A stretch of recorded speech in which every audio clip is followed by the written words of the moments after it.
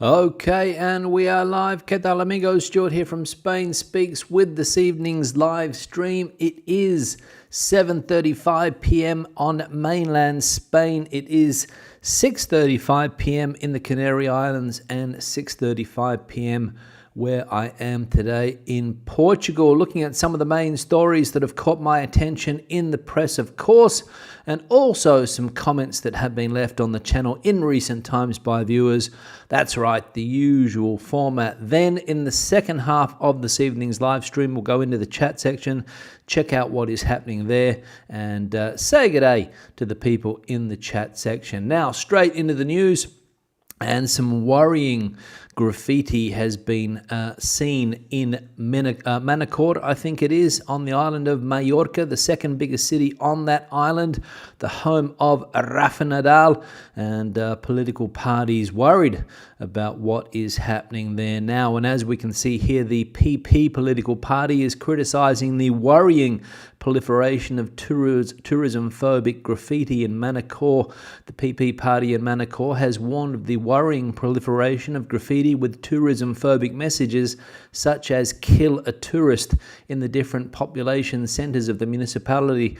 The party, which strongly rejects these vandalism across and their content, actions and their content, has urged the Manacor Town Hall to condemn the aforementioned graffiti and to collaborate to clean them up immediately, despite the fact that they are located in privately owned spaces. According to the statement, the popular spokeswoman in the consistory, Maria Antonia Sanso, has remarked that these graffiti do not represent in any case the majority feeling of the residents of Manacor. Tourists are and always will be welcome on our islands and of course in Manacor, said Sanso, who also recalled the important contribution of tourist activity to the economy of the area. And as we can see here, the graffiti in question, "Kill a tourist," and popping up on walls on the island of Mallorca, these slogans. And this, of course, has taken it to a whole new level. We saw the tourist go home graffiti. We saw the tourist not welcome graffiti. We saw the other slogans. But now, "Kill a tourist." What is going on that island? Who are these idiots? Who are these people that are writing these slogans on the walls? And basically, I reckon, and a lot of other people would say, that they have gone too far. And of course, the international press onto this like flies on the proverbial. Third piece of news, or the second piece of news now, and Mr. Sanchez, the Prime Minister, has described the new tax agreement for Catalonia as magnificent because it is a step towards the federalisation of Spain. A turbulent political year comes to an intense close at the Moncloa Palace. Pedro Sanchez has appeared in the presidential complex to take stock just a few hours after appearing before the judge as a witness in the investigation of his wife, and with the pact sealed between the PSOE and the Republican left of Catalonia, the ERC, to invest the socialist Salvador Illa still hot. The Prime Minister has yet to give details or elaborate on the content of the agreement, which, however, he describes as magnificent. The agreement, as ERC has explained, involves an economic agreement for Catalonia and its exit from the common regime, a magnificent pact of which Sanchez says he is satisfied and happy, but of which the socialists have not explained anything. Journalists ask questions, but Sanchez gives evasive answers, without specifying how the landing of this economic agreement and the rupture of the common fund will be and what effects it may have. So there we go, Catalonia. Important news as far as the rest of Spain is concerned, because this is a step, as we can see here, according to the Prime Minister, towards Spain becoming a federal country. And this new tax agreement that has been worked out between those two political parties, the ERC, the Republican left of Catalonia, and the socialist government in Madrid, basically allowing Catalonia to take control of their taxes and getting out of the common regime. And if you're not familiar with the common regime, Basically, it means that the richer parts of Spain put into a big pot, and that money then goes out to subsidise, let's say, or help out the other regions in Spain that are maybe not so fortunate economically. For example, Extremadura, for example, Castilla-La Mancha, for example, Andalusia, for example, the Canary Islands, and now Catalonia. If this agreement goes ahead, will not be putting money into this common regime, or this common pot, if you like. So that could mean either one of two things. Madrid will have to pick up the slack. Other areas in Spain will have to work a little bit harder and create more incomes for themselves, or those areas will most likely get poorer and poorer without the Catalan input into that common pot. Mr. Sanchez happy, but the rest of Spain is not. And if you think Mr. Sanchez was unpopular yesterday, imagine how unpopular he is today. That's all I'm going to say. The next piece of news here related to Venezuela, and Spain is raising its tone and will not recognize any election result in Venezuela without seeing the results of the vote. Nicolás Maduro is increasingly isolated from the international community. The Venezuelan president is refusing to hand over the results of the elections and continues to persecute the opposition. The latest news is that the politician, heir to Hugo Chavez, has issued an arrest warrant for Maria Corina Machado, who has renounced any offer of diplomatic protection. Faced with this situation, the Spanish government has joined the rest of the like-minded countries and has decided to toughen the tone.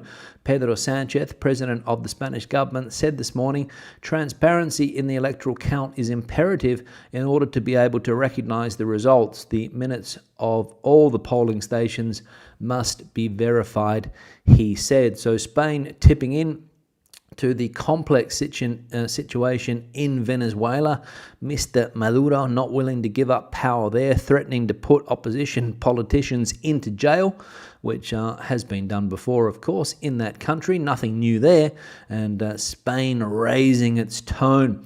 And interestingly enough, the Spanish government is divided on this, because some members of the government are saying that, yes, Mr. Maduro has won those elections fair and square. People, for example, like the Podemos leaders, and also the second vice president of the government, I think, her name escapes me at the moment, but you know who I'm talking about, the Labour Minister, Ms. Diaz, but other members of the Socialist Party saying that maybe the election wasn't as transparent as it should have been, and Mr. Maduro has to put forward the proof that he won that election and not the other presidential candidate. And the final piece of news, an absolute stinker yesterday in Barcelona, as we can see here, 40 degrees Celsius, and the temperature had never been recorded in 110 years. On Tuesday, the 30th of July, Barcelona experienced a historic day marked by an unprecedented heatwave. According to data from the Fabra Observatory, the city's thermometers soared to 40 degrees Celsius, beating the previous record and becoming the hottest day since at least 1914. This temperature has never been recorded in 110 years, so we have broken the absolute record. Carles Nerin, a member of that observatory, told RTVE. After a torrid night, Barcelona woke up to 27.8 degrees Celsius, which is a negative milestone for the Catalan capital, which has been subjected to extreme weather conditions that have forced the authorities to issue warnings and recommendations to the population. But the good news is that when they get control of their money in Catalonia, they're going to put in free air conditioning for every person in that city. So there we go. That's a joke, obviously. But very hot weather in Spain, the third heat wave of the season. And I think I read today that 80% of municipalities in Spain are in an extreme heat situation, and health warnings have been issued in the majority of the country. So if you're in Spain, take care with that hot weather, stay cool, and try to keep inside during those peak hours of the day. And I know it must be difficult to sleep in some of those places, as we saw there in Barcelona. What was it? At night, 27.8 degrees at night. Wowee. Very, very uncomfortable indeed. Comments now, and the first one here from Paul Gerard. Hi Stu, thanks for the update on Sanchez's wife using the state's money, taxpayers' money, to sue a judge who is also paid for by the state is bizarre. You could not make it up. What a house of cards. I suppose that Sanchez will quickly think of a story to distract the attention created from this case. Well, he's already done that, right, with this new agreement with the ERC, the Republican left of Catalonia. You can tell by their name that they don't want anything to do with Spain, and they're on their way to independence there again, I believe. They've said it all along. Even with their top-ranking officials in that political party going to jail, they're sticking to their guns. Now they've got the tax situation sorted out, almost. Of course, it has to be approved by other members of the Socialist Party, I think, but the deal has been done, so we'll see how that one ends up.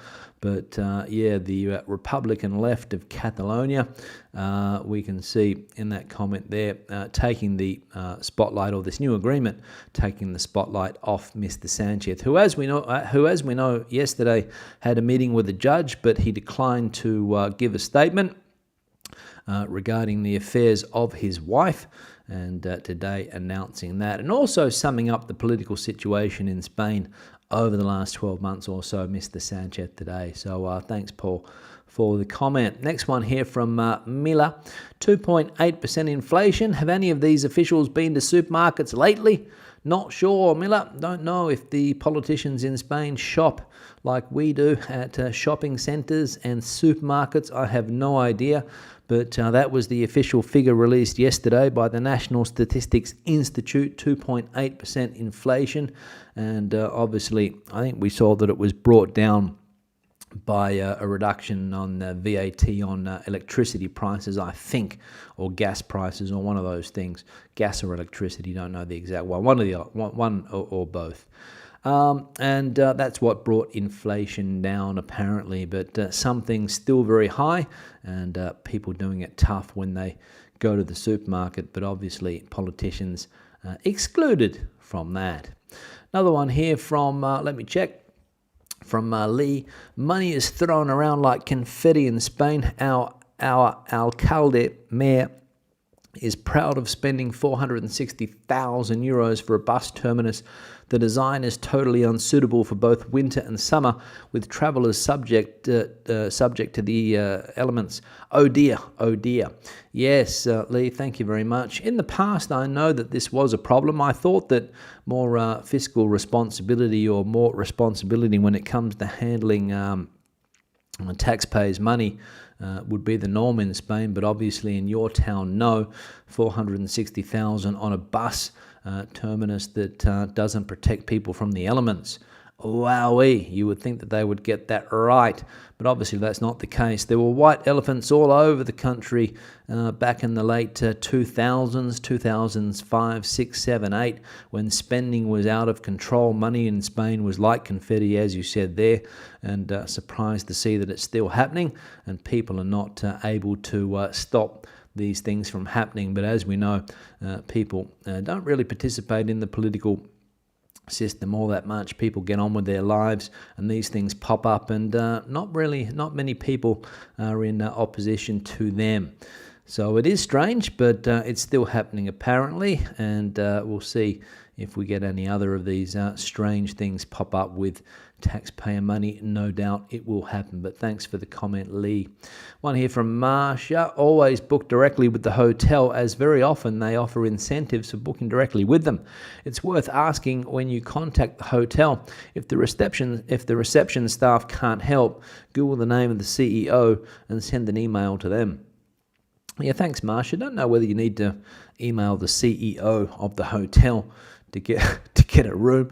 Probably just try ringing reception. I'm sure that they would be able to help, or even with their web pages online. I know that that is the case, and recently I have joined a couple of hotels in their membership options, and they do give a 10% discount if you book the room through them, because obviously they want people booking directly through the hotel site rather than going through a site like Booking, which I imagine takes a fairly big cut.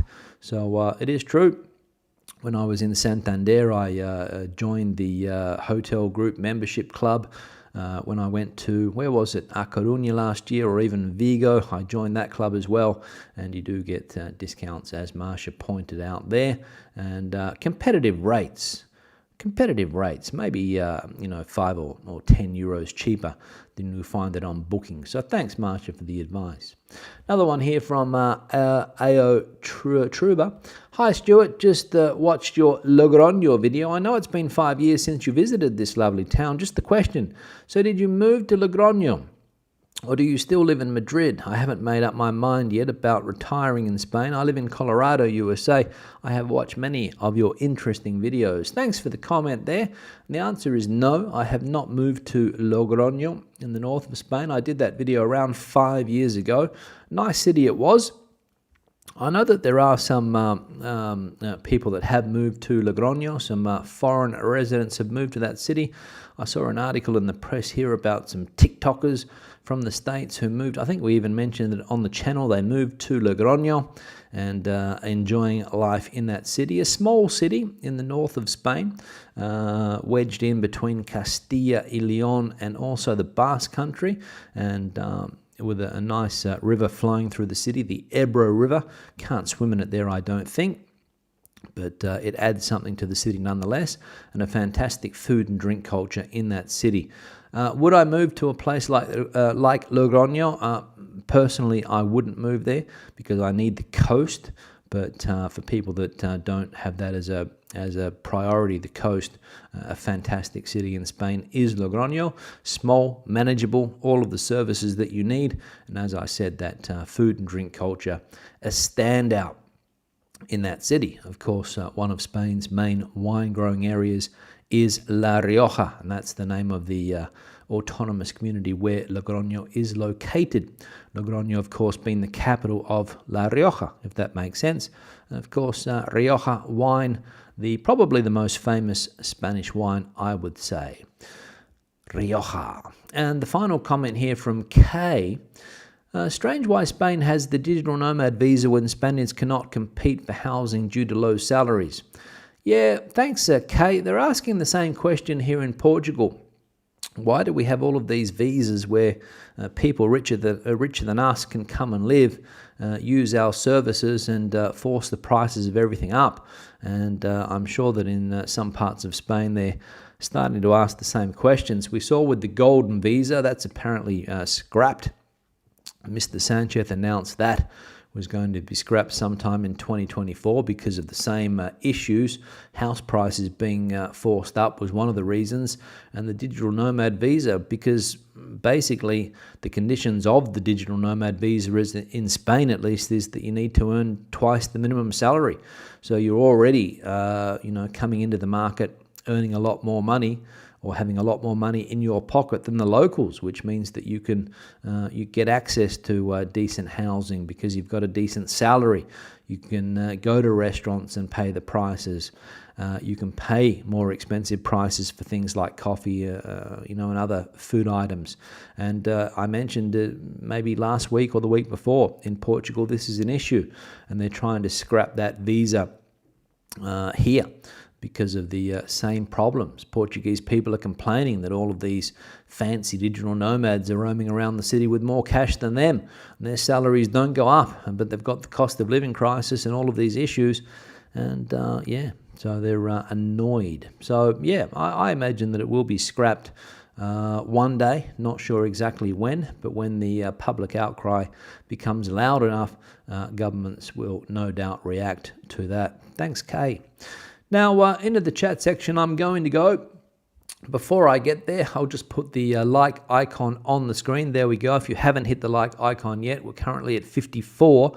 So if you hit the like icon, maybe you'll be like number 55 or 56. So please consider hitting that. Also, if you haven't subscribed to the channel or turned on notifications, please do so. I was checking my statistics the other day, and amazingly, a lot of people that watch the videos are not subscribers to the channel. So if you can, just hit the subscribe button and you'll get the notifications, and you'll get a little ding ding every time a video gets published or I go live. So look into that as well. People that have supported the channel, super thanks. Buy me a coffee, Patreon. Thank you very much for that, and also my supporters here on the channel, the channel members.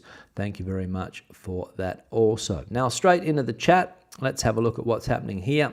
I'll just scroll up there. Pamela coming in from a hot San Juan de los Terreros. Yes, the third heat wave, Pamela. Hoping that you're doing okay there with the hotter temperatures.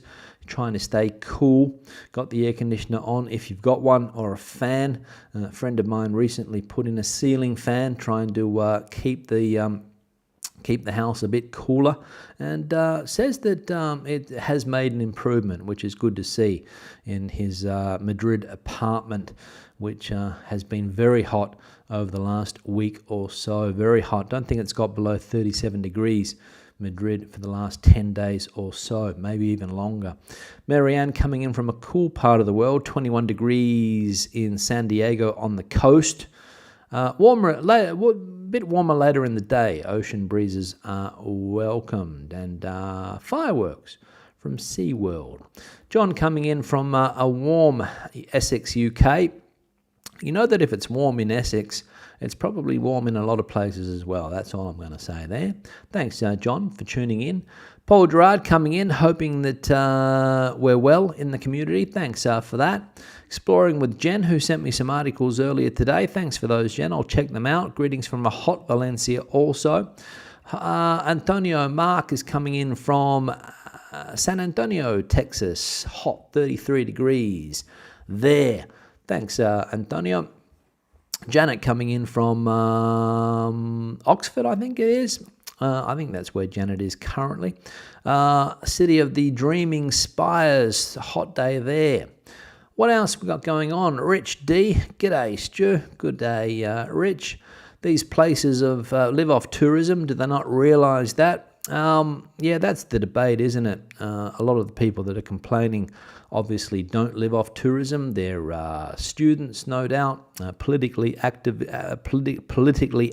students that are trying to cause problems. Obviously not in the workforce yet.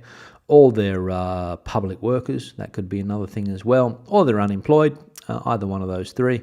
I don't think that anybody working in the tourism sector has got time to write those type of things, and they probably realise just how important tourists are for places like that. But the people that cause this, it's politically motivated, of course, as with many things in that part of Spain. Balearic Islands has a radical element to it. They follow the Catalans in that regard, and that's the issue. That is the issue.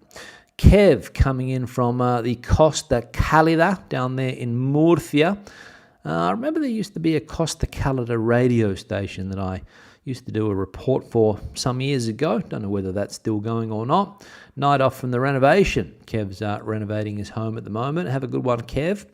Marcus coming in from, I think Spain. Marcus comes in from $5 super chat. Thanks, Marcus, for that. Much as I'd rather be sat in front of a cold one, I have to fight with the 31st of July traffic coming from Madrid down here to the coast this evening. Yeah, Marcus, on the coast, that is right. That's another issue, Marcus. The 1st of August, what's the word? The 31st of July exodus from places like Madrid and other central parts of the country. Not only Madrid, because people are coming from Toledo, they're coming from Cuenca, they're coming from everywhere to the coast. Marcus, as you know, there's going to be nowhere to park. All the restaurants are going to be full. All of the ice cream shops are going to have queues out the front for the next month or so as the Madrileños and the other people from the centre of Spain take over those coastal destinations. I can't think of anything worse personally than to spend my summer with people from the same city, but it's what people do in Spain. I remember seeing a documentary a few years ago of a place called Gandia, and a lot of the neighbours from neighbourhoods in Madrid have the same have holiday apartments in the same buildings on the coast. So they just move their abode from Madrid to the coast, and with the same neighbours. Funnily enough, don't know why you would want to do that, but. Renan coming in from Los Angeles. Good to see you, Renan. Eric coming in from a hot and muggy Terrassa. Yet again, an orange warning for high temperatures, 39 degrees. Absolutely flat out. But hopefully tomorrow will be better. Hope everyone is fine and better off. Thanks, Erica, for that. We saw those hot temperatures in Barcelona, and no doubt affected there in Terrassa. Don't know where that pound sign came from. Don't know what Janet's referring to there. Must have been a pound sign in her comment before. Liz coming in from a very hot Benidorm. Hope you're enjoying Portugal and staying cool. It's warm here as well. Obviously not, extreme Spain temperatures, but you notice the humidity and the warmth. You walk outside, do a little bit of exercise, and you are sweating. So it is quite muggy here, as it is in Shropshire in the UK. Thanks, Amanda, for that. Diego coming in from, don't know whether Diego's still in Madrid or he's moved. My bet is this anti-tourism fad is going to end in brawls between locals, being a majority, those who don't want it to continue. Enough is enough. Exactly, Diego, exactly. And as I said, it's all politically motivated now, I imagine. This is what's going on. The shift to the right both here, not sure what Kim's referring to there. Need some more context to that, Kim. Thanks, if you can. Diffie coming in from Toronto, recently moved to Toronto from Montreal, 32 degrees. Diego saying Maduro is ripe for a fall down, pun intended, because obviously Maduro in Spanish means ripe. If you have a ripe piece of fruit, for example, it is maduro. And Mr. Ripe, of course, trying to hold on to power in Venezuela at any cost, to carry on the Chavismo, as they call it there. What else have we got going on here? Polar red. So Sanchez dropped his trousers for the Catalans and screwed over the rest of Spain just to keep his slimy grasp on power. Just your typical politician, really. We get what we deserve. Well, I mean, people, Sanchez would argue that people voted for him to do this. I'm sure that would be his argument. And as we saw before, if I just go back to that first piece of news, or the second piece of news, magnificent, according to Mr. Sanchez. So those are the words coming out of his mouth, and all of his supporters will be trying to convince everyone else that it is magnificent for the rest of Spain. But of course, if it is or not, time will tell. Time will tell.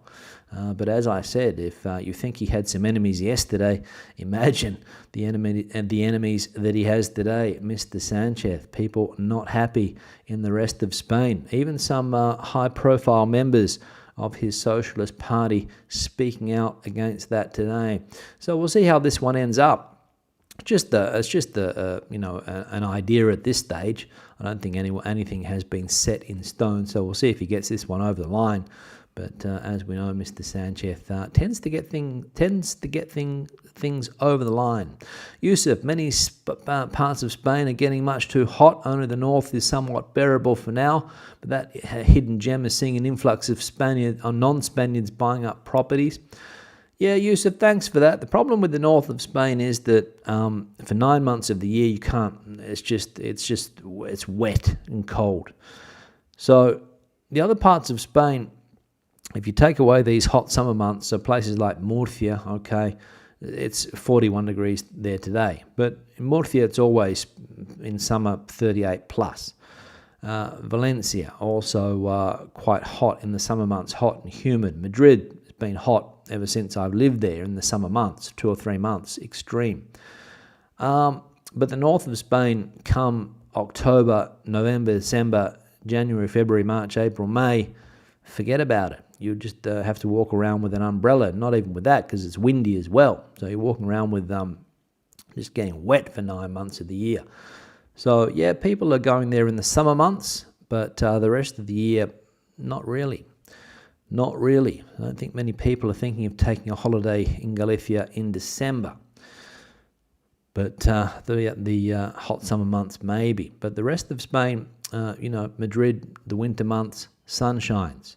Valencia, fantastic weather in the winter months. Murcia, the same. What else we got going on? Rich pointing out here that it's not just Spain, the entire planet, record temperatures everywhere. That's what I read the other day. Kim say, sorry, more context here. The UK and Europe has to be stopped. It's extremely uneasy for most people and plays into the hands of often young and vulnerable people. Thanks for that, Kim. Dougie coming in here in the Valencia region. The tourist industry, I think that is booming, generating a huge increase in the tourist sector. Protests should be with government who spend the taxes on housing or whatever to make life better. Thanks, Dougie. Some wise words there. Time to move to Scandinavia, says Yusuf. Same problem. I think the 9 other months of the year or 10 other months of the year in Scandinavia. Good luck living there. What else we got going on here? Let's have a look here. Kev loves the heat. Digging, concreting, painting, building, all bearable with breaks and lots of water. Mind you, I have leaked so much fluid out of my skin, I only weigh about 20 kilos now. Kev recently moved to Murcia from the UK, of course. Enjoying life down there, enjoying the heat, as many people do. What else? Christine coming in from a muggy New York, making my yearly trip back home. Christine, of course, valued member of the channel, Madrid resident, back in New York City at the moment. The CEO of Hilton probably won't reply. I think what that person was referring to was maybe the manager of the hotel rather than the CEO of the group. I don't think the CEO of any hotel group is going to answer somebody's email if they would even read it. But the manager of the hotel, maybe. The manager of the hotel. Rich also saying here, they're going to visit the northern coast of Spain for the first time in a couple of weeks. Bilbao, Santander, looking forward to it.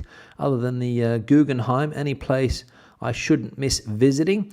Rich, just play it by ear. It's a beautiful part of Spain. If you go to Bilbao, make sure that you get out of the city of Bilbao. Go and visit Getxo, for example, which is accessible by public transport, bus.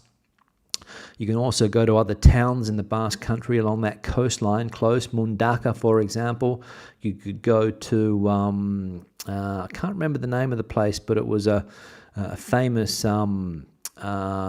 Picasso painting, Guernica. Go and visit Guernica if you've got a car, of course. You could also get public buses there, I imagine. But the coastline along that part of the Basque Country is gorgeous. Do yourself a favour, Rich, and visit that. And also stop at some of those towns between Bilbao and Santander. Get off the motorway and take the national road if you're driving and go and visit some of those towns. One I went to recently, Laredo, probably be quite busy at the moment, so you might want to get in there early in the morning before people pile into the town. But that could be an idea. And also when you get to Santander, go beyond the city of Santander, Cantabria.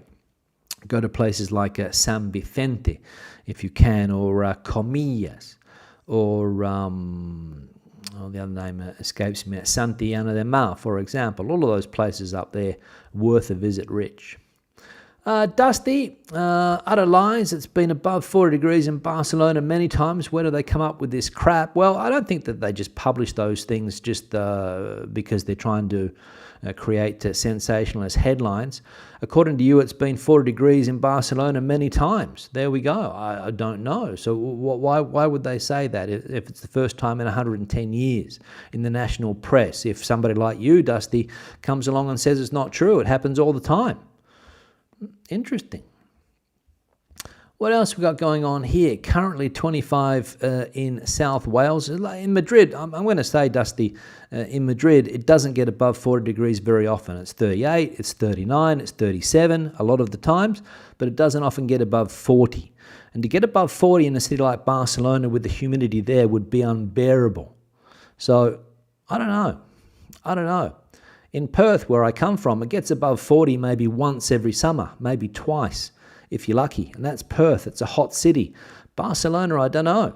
Maybe we can get somebody from Barcelona to tell us if it gets above 40 degrees as often as you say. We'll see. Yusuf took a Rioja wine tour a few years back in Bilbao. Would definitely recommend that.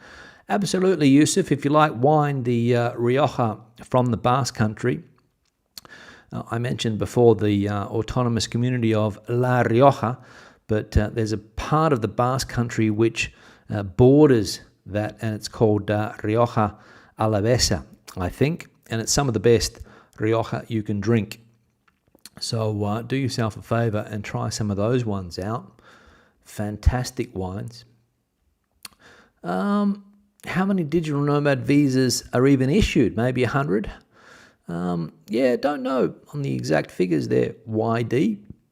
But I read in here in Portugal, I think it was something like 16,000, I think. But don't quote me on that figure. That's the first figure that sort of pops into my head, if I remember correctly. But again, I could be wrong. Could be 1,600. I don't know. I think it was 16-something. 16,000, I think, sounds correct, but not sure. Eric is very worried by these new anti-tourism slogans. My feeling is that they come from frustrated young dreamers of Catalonia becoming independent. I think that's the case.